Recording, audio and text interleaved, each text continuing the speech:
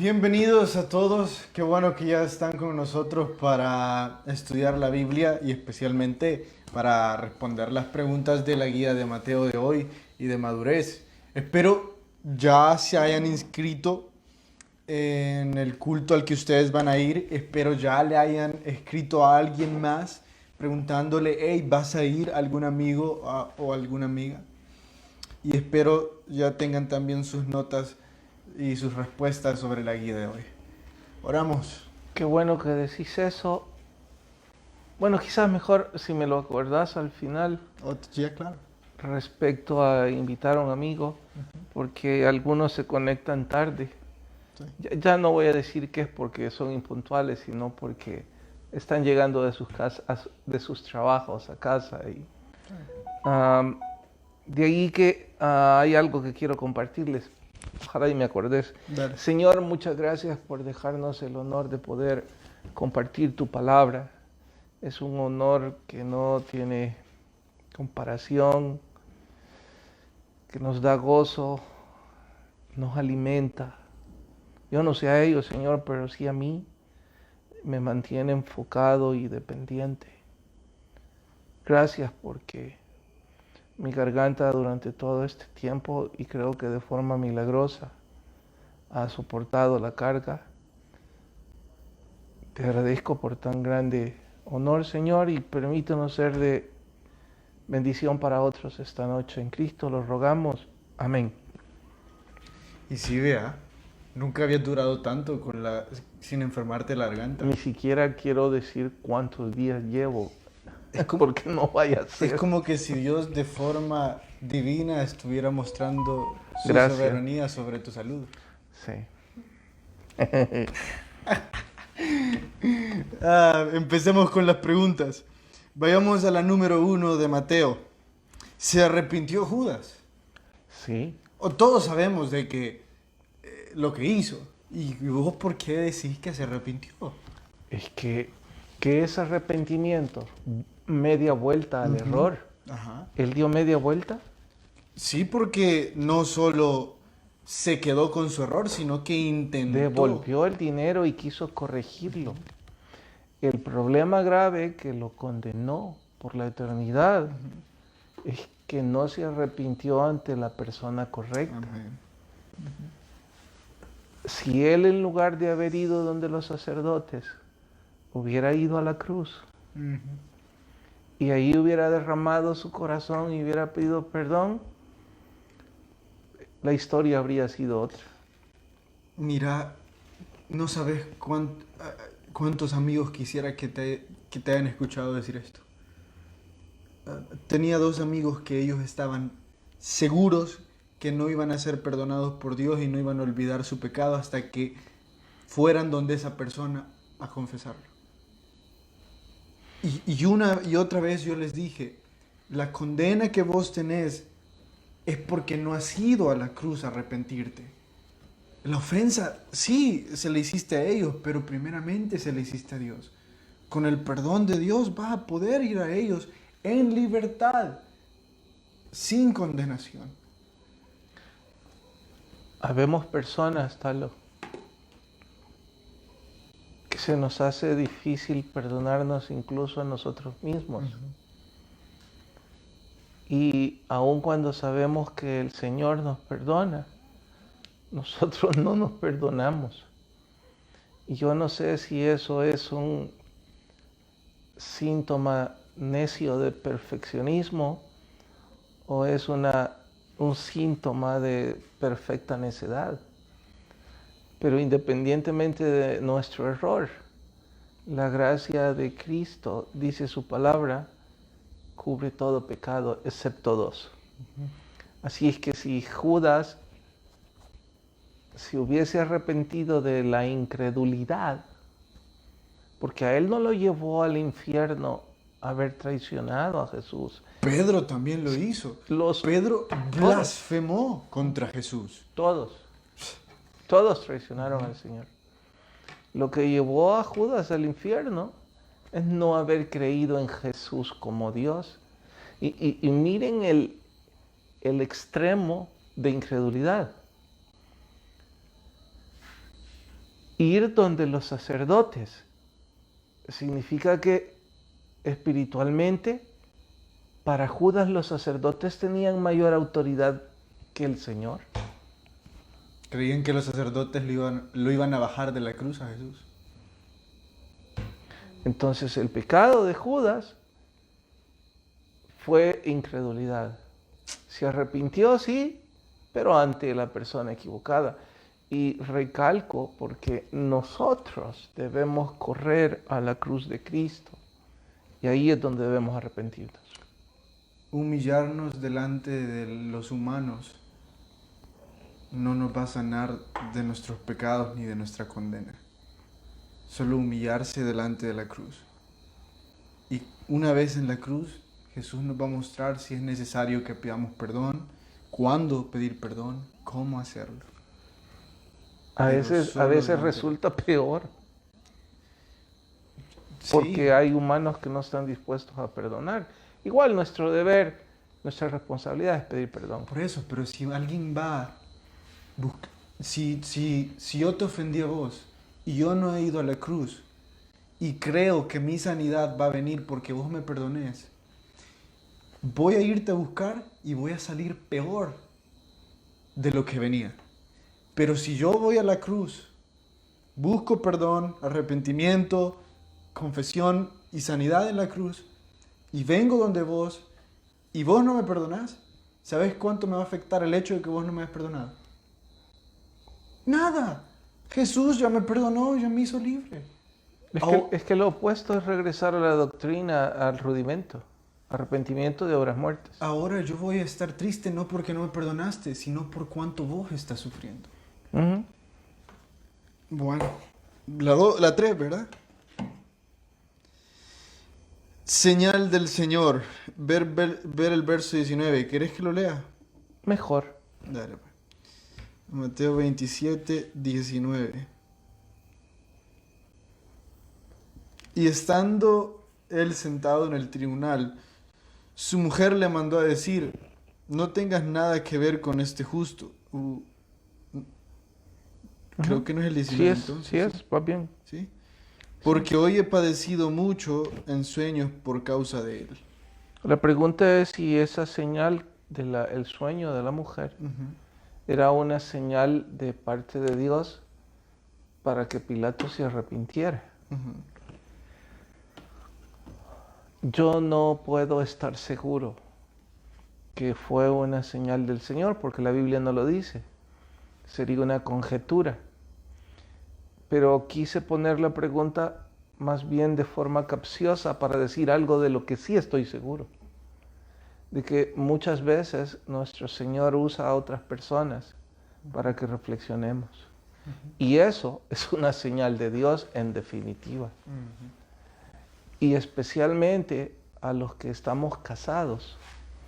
Si tenemos por esposa a una mujer piadosa, de oración, de lectura bíblica, escuchar sus palabras, debería ser una prioridad para nosotros. No dije obedecerlas, dije escucharlas. Ahora, si su pareja no sabe nada de oración ni de lectura bíblica, no necesariamente la estoy descalificando, pero tampoco la puedo calificar bien. Aún con todo y ello, escucharla por el simple hecho de ser su esposa nunca está de más. Pero si además es una mujer que ama al Señor, que ora antes de responder y que conoce de Biblia, a Pilatos, los necios que prestamos oídos sordos. Un poco de balance al respecto es de que sí, Hebreos dice de que ahora Dios no necesita de personas porque su Espíritu habita en nosotros comunicándose personalmente y directamente con nosotros, pero el Espíritu Santo habita en mí, habita en vos, habita en todos los que estamos acá. Eso significa que si el mismo Espíritu habita en nosotros, el Espíritu también me puede usar a mí para hablarte a vos, porque es el mismo Espíritu. Entonces sí, lo que dice Hebreos es cierto, pero eso no significa que el Espíritu deja de ocupar gente. Mira, yo estoy refiriéndome a la esposa. Porque es el ejemplo directo. Y Mm, porque hay muchos hombres machistas que no desean escuchar a la esposa y es un grave error. pero en el sentido, en el sistema religioso del cual nosotros somos parte, cuando el predicador de la iglesia en la que ustedes se congregan empieza a dar una exhortación, ustedes están con el corazón abierto y la mente abierta a que quizás es del Señor, o están con mente y corazón cerrados a que difícilmente es del Señor. ¿Cómo están ustedes?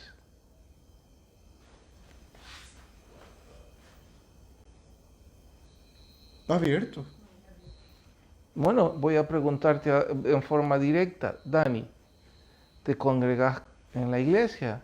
Entonces cuando subo al púlpito o tal, tu mente y corazón están prejuiciados a que lo que vamos a decir no es de Dios para tu vida, o estás con corazón y mente abierta a que probablemente el Espíritu Santo nos va a ocupar para hablarte. Sí, con corazón y mente. Bueno, no se está congraciando con nosotros. De hecho, creo que si no fuera así, no irías más a la iglesia. Y Dani no es el ejemplo exclusivo, creo que es para todos. Yo no habría asistido nunca a una iglesia en donde decía qué buena cosa me puede enseñar ese Señor. Eso es el prejuicio. Bueno, mi punto es este: con ese mismo corazón y mente abierta que escuchamos al predicador, con ese mismo corazón y mente abierta deberíamos escuchar a nuestra esposa, si es una mujer de oración y de estudio bíblico. Sí, a las parejas en general. Sí, ¿Cuántos hombres necesitaban escuchar eso? exactamente. Vayamos ahora a la... ¿Cuál? 7, ¿verdad? No, 5. La cuarta iba. La 4. Pilato quedó libre de culpa. Mira, ¿sabes cómo murió Pilato? Antes de que respondas. No. Se suicidó allá por Rusia. Después de este evento, 1 o 2 años después, se destacó él solo allá por Rusia, un poquito más cerca, un poquito más lejos, y se suicidó. Sí. Y todos los historiadores dicen que él nunca olvidó lo que le hizo a Jesús. Nunca. Se suicidó unos 4 o 5 años después. Se retiró 2 o 3 ¿En qué años. libro hallaste eso? Creo que es Josefo el que lo dice. Pero es información... No bíblica, sabemos. Sí, pero abierta al público. Todos lo saben. Ahí ponen en Google la biografía Suicidio de Pilato. Sí, y ahí va a salir. Bueno, y es que imagínate haber cometido tan grande barbarie y meses después escuchar que está resucitado.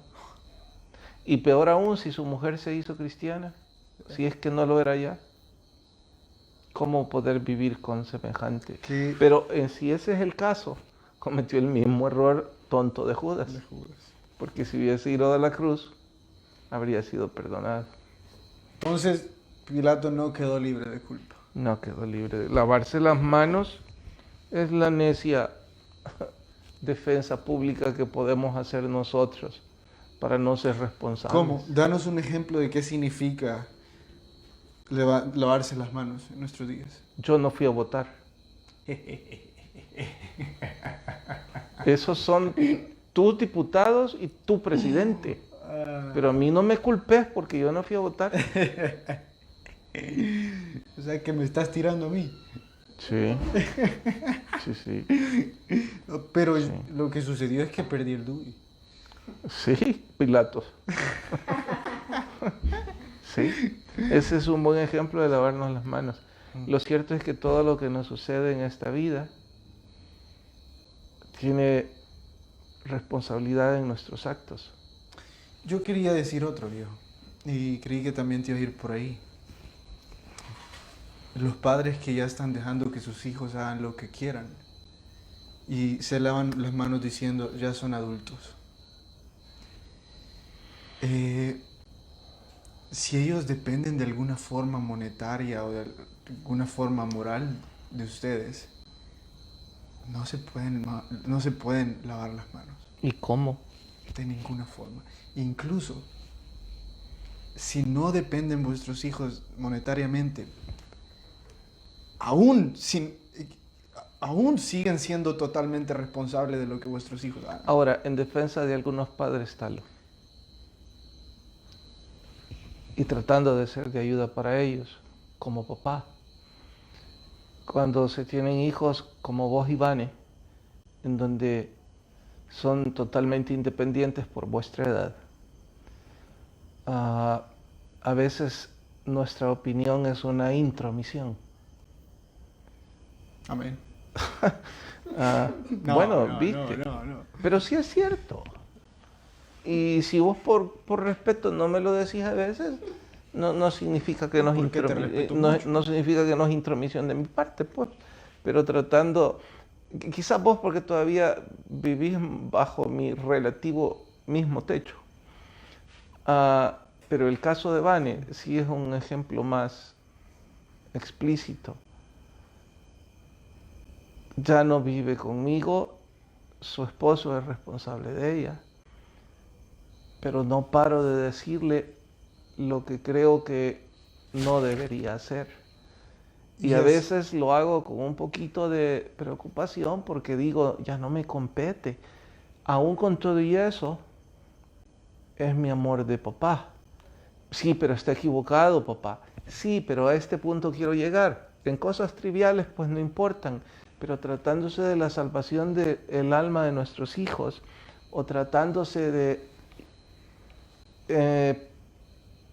intentar de que nuestros hijos corran por la ruta correcta. Esta es mi humilde opinión.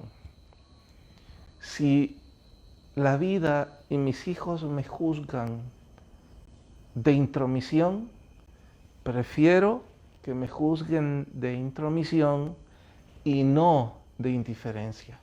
Y no de quererte lavar las manos. Porque esa es la parte que yo no entiendo. Exacto. ¿Cómo pueden quedarse callados viendo a sus hijos destruir su vida de esa forma? No puedo. Yo veo que mi hijo está llevando una gran carga en su mochila. Está bien, él la quiere, pero no voy a dejar de decirle todos los días, tenés una carga. Es más, no voy a salir a caminar de la mano con él diciéndole qué bonita tu carga. Eso es lo que yo no entiendo. ¿Cómo pueden lavarse las manos con indiferencia y decir, no, yo me callo? No deben callar. Debemos seguir hablando, aún si nos equivocamos. ¿Saben qué, papás?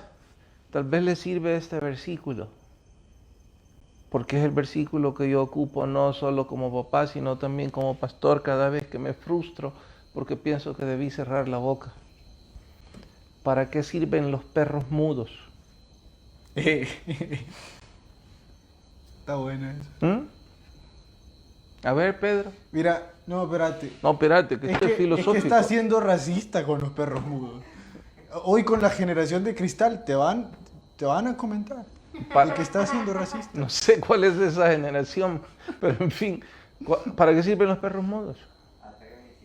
Atacan en silencio. Atacan en silencio. Son sigilosos, dice Pedro. O sea que en Perú hay perros mudos. ¿Ah? No hay.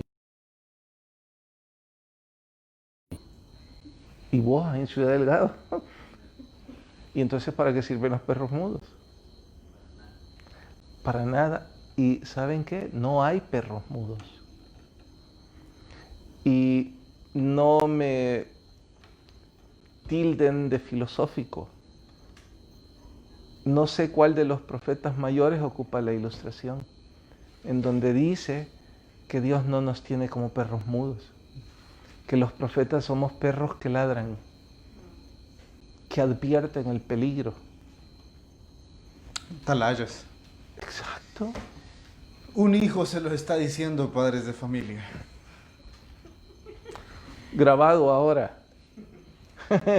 No, yo no tengo problema. No callen. No se laven las manos.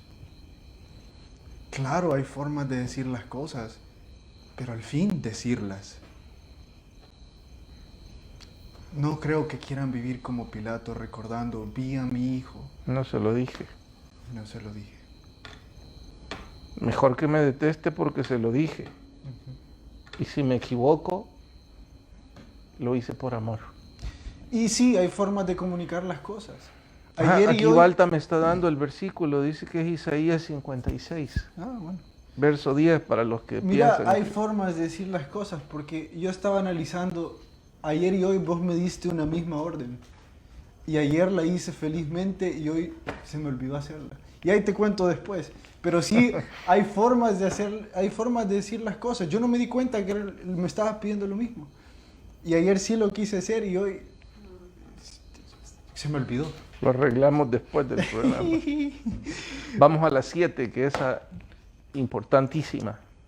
Mujeres en la cruz. Sabemos de que mientras Jesús estuvo colgado en la cruz, ninguno de sus discípulos estaba ahí. Pero sí habían unas mujeres, nos dice Mateo. María Magdalena. ¿Cómo se llamó la mamá de Jacobo y de José? Fíjate que en Juan ella solo aparece como la madre de Jacobo, hijo. ¿Y cómo se llamó la mamá de los hijos de Zebedeo? Eso sí, no sé. Miren qué ingrata es la historia. Porque si vamos a poner en una balanza... Sí, porque Juan, su propio hijo, no le pone si ponemos en balanza, humanamente hablando, ¿quiénes fueron mejores discípulos? ¿Estas mujeres? Esas mujeres. ¿O los 12? ¿O los 11? Estas. Estas tuvieron las agallas de estar en el pie de la cruz. Los otros 11 andaban huyendo. Con esto quiero aplaudir al gremio de piadosas mujeres que sostienen hogares con sus rodillas, porque son mujeres de oración, son mujeres de palabra de Dios, porque casi siempre responden suave, pero con un verso bíblico que penetra el alma. Es como un tributo a ustedes, mujeres, que están aquí descritas en este pasaje, con agallas, con mucho valor. Vuestra fe es inamovible, por muy varonil que suene nuestra voz y por muy machos que parezcamos como Pedro, sabemos que cuando la prueba difícil nos embiste, somos cobardes y huimos. Casi el ejemplo más cercano es las enfermedades. No es una a la vez que se ha escuchado que nosotros con una pequeña fiebre es grave, mientras las mujeres aún con 2, 3 hijos y con fiebre hacen lo que siempre tienen que hacer. Así es que animarles, señoras, a seguir ese ministerio de fe, a seguir siendo piadosas, a seguir fortaleciéndose con la oración, con la palabra de Dios y seguir siendo la columna de sus hogares. Y señoras, las que ustedes no son mujeres de oración, las que de ustedes no son mujeres de Biblia, sino de gritos en la oración y de berrinches en la Biblia y exhortaciones y de exhortación, ay, espíritu de pelea, a ustedes tendríamos que exorcizarla esta noche, pero no tenemos. No, lo que sucede es que evidentemente las mujeres tienen una sensibilidad espiritual mayor que la de los hombres. El problema es cuando alguna de ellas exagera y deja de ser sensibilidad espiritual y se convierte a manipulación religiosa.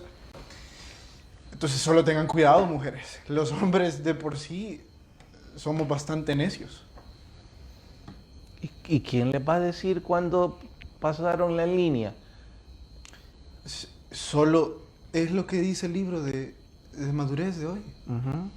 Solo manteniéndonos viendo la imagen de Jesús vamos a lograr reflejar quién es Él. En el momento en que quiten su vista de lo que Jesús es, o sea, en el momento en que quiten su vista de la Biblia, van a perder el sentido de lo que han sido llamadas a hacer. Si su opinión no es bíblica, Amén. si su opinión es acusadora, Ujú. si su opinión es para poner conflicto, si su opinión es grosera, viene de cualquier sitio menos de la gracia del Espíritu Santo. Y entonces usted ya se pasó al lado de saduceos, escribas, fariseos, casi endemoniados. No, es que, viejo, la Biblia vive resaltando a las mujeres que estuvieron alrededor de Jesús. Sí. Jesús ocupó a una samaritana para evangelizar a toda una ciudad. Y yo te aseguro que estas mujeres estaban ahí queriendo estar crucificadas en vez de Jesús. No solo sufriendo y viendo su dolor, porque eso es lo que una madre hace. Una madre está queriendo decir, yo quiero sufrir en vez de vos. Entonces, la Biblia muestra el valor de las mujeres. Así que no dejen de tomar el teléfono para exhortar a sus hijos, a su familia. Fuiste a la iglesia, oraste. Mira, ¿y qué hombre se resiste a una mujer que le trata con amor? Nadie. Nadie. Entonces, De hecho, hay una anécdota y yo no sé si él lo recuerda y espero que él disculpe por yo contar esto. Fue hace casi 30 años, en la época de la guerra.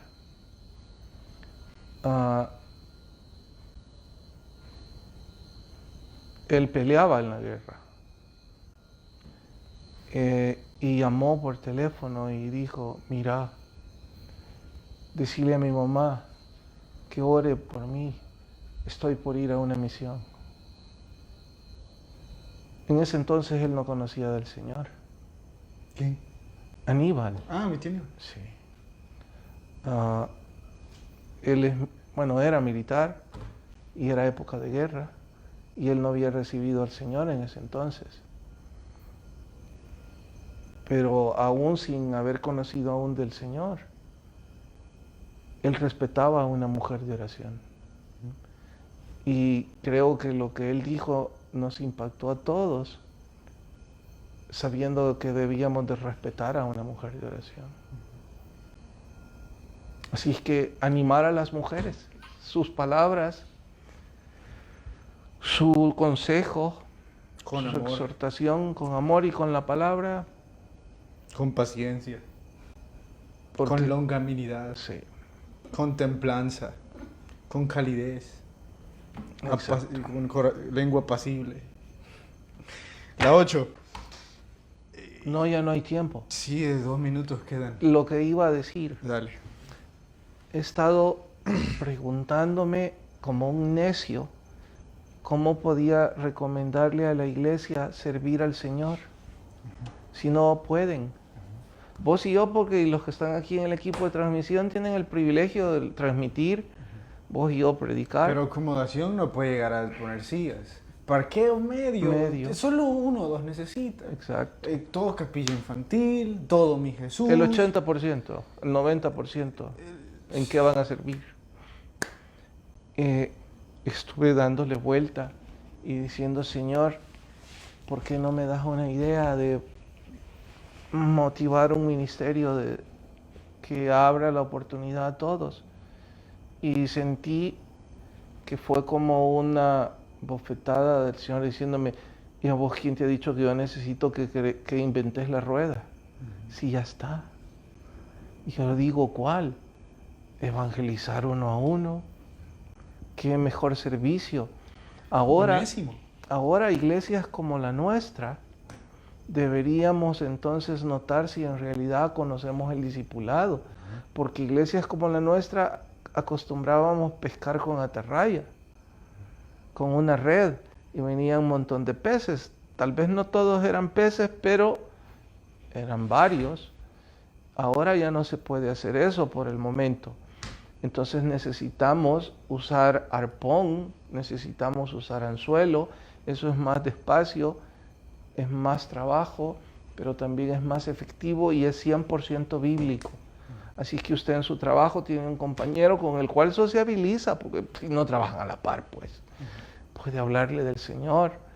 Además, el teléfono, para los que aún no han salido de casa, pero sí podemos hacer trabajo de evangelización cual nunca antes lo habíamos hecho. No, claro que lo hemos hecho y están entrenados. Onésimo, busca tu Onésimo. ¿Fue hace cuánto, Dani? ¿Un año? Como un año y medio. Sí. No, menos. Si fue en el aniversario del año pasado. O sea, fue hace como un año, pues sí. Y fue un mes sobre aprender a discipular uno a uno, aprender a evangelizar uno a uno. Antes de eso tuvimos tantas oportunidades. Sí. Quizás hoy podemos llamarle el ministerio de Bernabé también. ¿Te acordás por qué? Bernabé tomó a Juan Marcos, que Juan Marcos ya no estaba dentro del ministerio. Porque se había Había desertado. rendido. También podemos tomar el ministerio de Bernabé. Hay una cantidad de desertores ahora. De Juan Marcos que ya no están congregándose. ¿Por qué no tomar el ministerio de Bernabé y buscarles a ellos también? Amén. Bueno, muchas gracias por habernos dejado entrar a la privacidad de sus hogares. El que tenga oídos oiga lo que el Espíritu dice a la iglesia. Mañana culto a las 8. Dentro de unos minutos o mañana temprano estará en el Facebook el nuevo protocolo para los otros 15 días, la siguiente fase, que no cambia en nada en realidad. Bueno, sí cambia porque ya pueden entrar mayores de 60 años con las restricciones que Habituales. las medidas de bioseguridad dicen.